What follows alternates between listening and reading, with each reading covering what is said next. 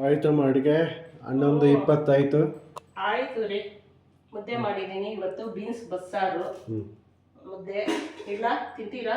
ಇಲ್ಲಮ್ಮ, ಹಸು ಆಗ್ತಾ ಇದೆಯಾ? ಮುದ್ದೆ ತೋರಿಸಿದ್ದೀನಿ. ಹಾಯ್ ಫ್ರೆಂಡ್ಸ್, ಎಲ್ಲರೂ ಹೇಗಿದ್ದೀರಾ? ಚೆನ್ನಾಗಿದ್ದೀರಾ? ಹಬ್ಬಗಳೆಲ್ಲ ಆಯ್ತಾ, ಮುಗೀತಾ? ನಮ್ದೇನು ಹಬ್ಬ ಇಲ್ಲ ಫ್ರೆಂಡ್ಸ್, ಕ್ಲೀನ್ ಏನೋ ಮಾಡಿದ್ವಿ. ಅಷ್ಟೊತ್ತಿಗೆ ನಮ್ಮವರು ತಮ್ಮ ಎಕ್ಸ್ಪೈರ್ಡ್ ಆದರು. ಏನು ಮಾಡೋಣ, ಹಬ್ಬ ಇವತ್ತು 7 days ಆಯಿತು. ನಾವೆಲ್ಲ ಅಲ್ಲಿ ಹೊಟ್ಟೋದ್ವಿ, ಹಬ್ಬ ಮಾಡೋಕ್ಕಾಗಲಿಲ್ಲ ಹೇಳಿ. ಅವ್ರು ತುಂಬ 4 yearsನಿಂದ ಬೆಡ್ ರಿಡನ್ ಆಗಿದ್ರು, ಪ್ಯಾರಾಲಿಸಿಸ್ ಆಗಿ ಎಕ್ಸ್ಪೈರ್ಡ್ ಆದರು. ಮಾಡೋಣ, ಬೇಜಾರಾಗುತ್ತೆ. ಹಬ್ಬ ಮಾಡೋಕ್ಕಾಗಲಿಲ್ಲ ಫ್ರೆಂಡ್ಸ್. ನೀವೆಲ್ಲ ಮಾಡಿರ್ತೀರಾ ಅಂದ್ಕೊಂಡ್ವಿ. ಎಲ್ಲರೂ ಕೇಳ್ತಾ ಇದ್ದಾರೆ, ಯಾಕೆ ಎಲ್ಲ ಡೀಪ್ ಕ್ಲೀನ್ ಮಾಡಿದ್ರಲ್ಲ ಹಬ್ಬ ಯಾಕೆ ಮಾಡಲಿಲ್ಲ, ಸ್ಟೇಟಸ್ ಇನ್ಸ್ಟಾಗ್ರಾಮಲ್ಲಿ, FB-ಯಲ್ಲಿ, ಯೂಟ್ಯೂಬಲ್ಲಿ ಹಾಕಲಿಲ್ಲ ಆಂಟಿ ಅಂದ್ಬಿಟ್ಟು ಪರ್ಸ್ನಲಾಗಿ ಫೋನ್ ಮಾಡಿ ಕೇಳ್ತಾ ಇದ್ದಾರೆ. ಅದಕ್ಕೊಂದು ಕ್ಲಾರಿಟಿ ಕೊಟ್ಟೆ ಅಷ್ಟೇ. ನಮ್ಮವ್ರ ತಮ್ಮ ಎಕ್ಸ್ಪೈರ್ಡ್ ಆದರು, 7 days ಆಯಿತು. ಹಬ್ಬ ನಾಳೆ ಅನ್ನೋಂಗೆ ವೆಡ್ನೆಸ್ಡೇ ಅಲ್ವೇನ್ರಿ? ವೆಡ್ನೆಸ್ಡೇ ಆದರು. ಎಲ್ಲ ಅಲ್ಲಿ ಹೊಟ್ಟೋಗಿ ಎಲ್ಲ ಕಾರ್ಯಗಳೆಲ್ಲ ಇನ್ನೂ ತಿಥಿ ಇದೆ. ಇವತ್ತಿಗೆ 7 days ಆಯಿತು. ತಿಥಿಗೂ ಹೋಗ್ಬೇಕು.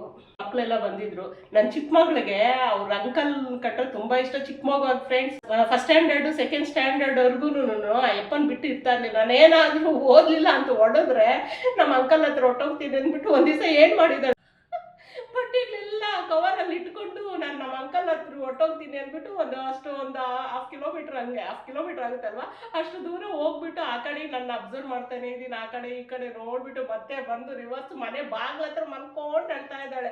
ಅಷ್ಟು ಇದು ಮಾಡಿದ್ಲು. ನಾವೇನು ಅನ್ನೋಕ್ಕಿಲ್ಲ. ನಾವು ಫೇರ್ ಆ್ಯಂಡ್ ಲವ್ಲಿ ಅಂಕಲ್ ಹತ್ರ ಅವ್ಳಿಗೆ ಚಿಕ್ಕ ಮಗುವಲ್ಲಿ ಫೇರ್ ಆ್ಯಂಡ್ ಲವ್ಲಿ ನಾನು ಕ್ರೀಮ್ಗಳೇನು ಹಚ್ತಾ ಇರಲಿಲ್ಲ ಅಲ್ವಾ. ಅಯ್ಯಪ್ಪ ಬಂದರೆ ಯಾವಾಗಲೂ fair and lovely, dairy milk, chocolates ಅದೆಲ್ಲ ಫೇರ್ ಆ್ಯಂಡ್ ಲವ್ಲಿ ಅಂತ ಕಂಪಲ್ಸರಿ ತಂದ್ಕೊಡೋನು. ಬಚ್ಚಿಟ್ಕೊಂಡು ನನಗೆ ಕಾಣಿಸ್ತಿದ್ದಂಗೆ ಬಳ್ಕೊಳ್ಳೋದು. ಯಾವಾಗಲೂ ಅಯ್ಯಪ್ಪನ fair and lovely uncle, fair and lovely ಅಲ್ಲಿ ಫೇರ್ ಆ್ಯಂಡ್ ಲವ್ಲಿ ಅಲ್ಲ, ಫೇರ್ ಆ್ಯಂಡ್ ಲವ್ಲಿ ಅಂಕಲ್ ಅಂದ್ಬಿಟ್ಟು ಹೆಸರಿಟ್ಬಿಟ್ಟಿದ್ಲು. ಬಂದ್ಲು ಅವಳು, ನಾನು ಬರೋಕ್ಕಾಗಲ್ಲ ಮಮ್ಮಿ, ಸರ್ಜರಿ ಇದೆ ಅಂತ ಹೇಳಿದ್ಲು, ಎಮರ್ಜೆನ್ಸಿ ಇದೆ ಅಂದ್ಲು. ಆದ್ರೂ ನೋಡಿ ಅಯ್ಯಪ್ಪ ಕರ್ಸ್ಕೊಂಡಿದ್ದಾರೆ, ಸರ್ಪ್ರೈಸ್ ಆಗಿ ಬರ್ತಾ ಇದ್ದೀನಿ ಮಮ್ಮಿ ಅಂದ್ಬಿಟ್ಟು ಕ್ಯಾಬ್ ಮಾಡ್ಕೊಂಡು ಬಂದ್ಬಿಟ್ಟಿದ್ದಾಳೆ. ಬಂದು ಬಾಡಿ ಎಲ್ಲ ಎತ್ತಿ ಮಣ್ಣಾಗೋವರೆಗೂ ಅವಳೇ ಲಿಫ್ಟ್ ಮಾಡಿ ಬಾಡಿನ ಅವ್ರ ಜೊತೆಯಲ್ಲಿ, ಅವ್ರ ಅಣ್ಣ ತಮ್ಮಂದ್ರೆಲ್ಲ ಇದ್ರು, ಅವ್ರ ಜೊತೆಯಲ್ಲಿ ನನ್ನ ದೊಡ್ಡ ಮಗಳು ಚಿಕ್ಕ ಮಗಳು ಇಬ್ಬರೂ ಲಿಫ್ಟ್ ಮಾಡಿ 3 ರೌಂಡ್ ಹಾಕಿ ಗುಣಿಯಲ್ಲಿ ಇಡೋವರೆಗೂ ಅವಳು ಅಲ್ಲೇ ಇದ್ದು ಎಲ್ಲ ಮಾಡ್ಬಿಟ್ಟು ಹೋಗಿದ್ದಾಳೆ. ಅದೇ ಅನ್ಕೊಳ್ಳೋದು ಅಟ್ರಾಕ್ಷನ್ ಅಂದ್ಬಿಟ್ಟು ಅಲ್ವಾ ರೀ? ಋಣಾನು ಬಂದ, ರಕ್ತ ಸಂಬಂಧ ಅನ್ನೋದು ಅಯ್ಯಪ್ಪ ಸಾಕಿದ್ದಾರೆ. ಅದಕ್ಕೆ ಸ್ವಲ್ಪ ದಿವಸ ಅಯ್ಯಪ್ಪನ ಹಾಗೆ ಹೀಗೆ ಅಂದ್ಕೊಳ್ಳೋರು. ದೊಡ್ಡೋಳಾದ್ಮೇಲೆ ಸ್ವಲ್ಪ ಅವಾಯ್ಡ್ ಮಾಡಿದ್ಲು. ಆದರೆ ನೋಡಿ ಮಣ್ಣಿಗೆ ಕರ್ಸ್ಕೊಂಡಿದ್ದಾನೆ ಅಂದರೆ ನಮಗೆ ಅದೇ ಒಂದು ಲಾಜಿಕ್ ಅಲ್ವಾ?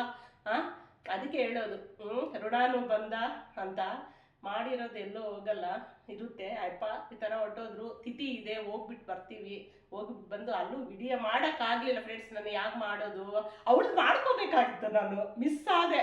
ಅವ್ಳು ತೋರಿಸ್ಬೇಕು, ನೋಡು ನೀನು ಈ ಥರ ಬಂದು ಈ ಥರ ಮಾಡಿದೆ ಅಂದ್ಬಿಟ್ಟು ಅದೊಂದು ವಿಡಿಯೋ ಮಾಡಬೇಕಾಗಿತ್ತು. ಆದರೆ ನನಗೆ ಆ ಟೈಮಲ್ಲಿ ಯೋಚನೆನೂ ಬರಲಿಲ್ಲ, ಮಾಡೋಕ್ಕೂ ನಂಗೆ ಮನಸ್ಸು ಬರಲಿಲ್ಲ. ಬಿಡಿ, ಬಂದರು ನಮ್ಮಿಬ್ಬರು ಮಕ್ಕಳು ಕಾರ್ಯಗಳೆಲ್ಲ ಮುಗಿಸ್ಕೊಂಡು ಹೋದರು. ತಿಥಿಗೆ ಬರ್ತಾರೆ. ಆಯಿತು, ಊಟ ಮಾಡೋಣ. ಆಯಿತು, ಓಕೆ, ಬಾಯ್ ಫ್ರೆಂಡ್ಸ್.